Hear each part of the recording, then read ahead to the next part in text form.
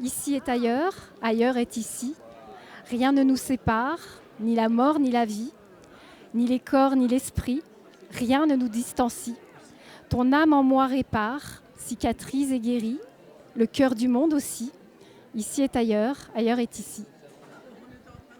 Donc un petit texte, petit par la longueur, mais pas forcément par le contenu, euh, écrit par Karine Sicre dans son recueil Nuit noire de l'âme, donc aux éditions Maya, Maya. dans la collection Poésie. Vous pouvez nous en dire un petit peu plus, Karine?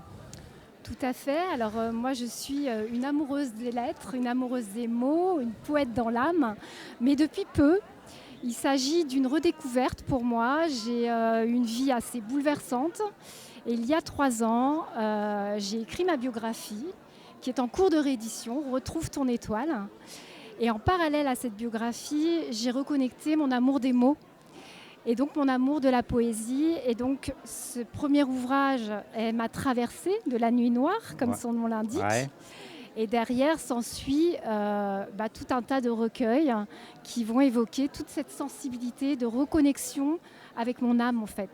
D'accord. Donc Voilà. une mise en perspective forte. Forte, Voilà. très forte. Derrière, il y aura la Renaissance qui s'ensuit inexorablement après une nuit noire.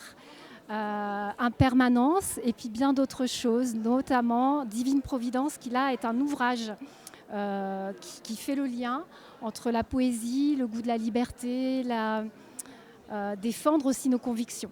Voilà. D'accord. Donc là, on est dans dans le futur, dans la mise en perspective. Dans votre plus jeune âge, vous pensiez un jour écrire ou même au moment juste avant la publication de cet ouvrage-là, vous étiez vraiment dans l'idée de publier? C'est une très bonne question parce qu'en réalité, le goût de la poésie, je l'avais toute petite, toute jeune. J'écrivais des poèmes à ma mère, j'écrivais dès que je pouvais. Et puis, suite à des gros challenges, des gros défis personnels de vie, j'ai mis ce talent, on va dire, sous le tapis, un petit peu avec d'autres D'accord. choses liées à l'existence, liées aux expériences compliquées. Et au final, j'ai oublié ce talent qui finalement est une sensibilité, une vraie sensibilité, une émotionnelle qui a besoin de s'expanser.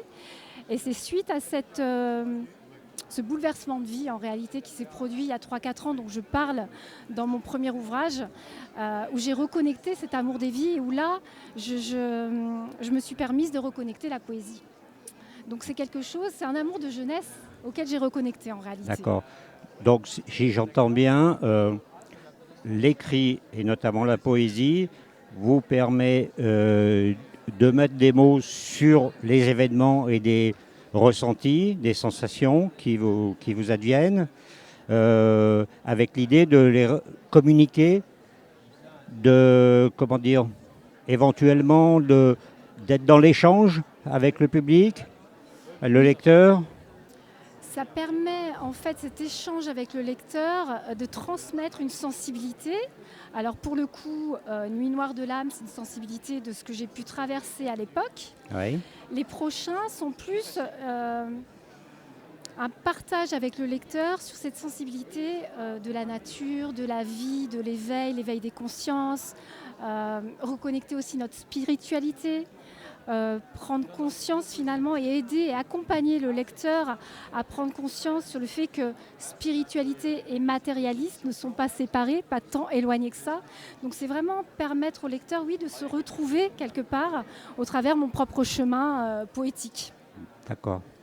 Donc la force de la vie, La force de la vie. la force de l'être Ouais. et du devenir. Ouais. Complètement, complètement. Ok. Le chemin de l'être qu'on traverse tous, qu'on avance en chemin pas à pas, qu'on découvre. Alors je vais vous souhaiter un bon chemin C'est très dans gentil. sa diversité et dans son inconnu. Et puis Complètement. je vous souhaite un bon salon. Merci beaucoup. Je vous en prie. Merci pour l'interview.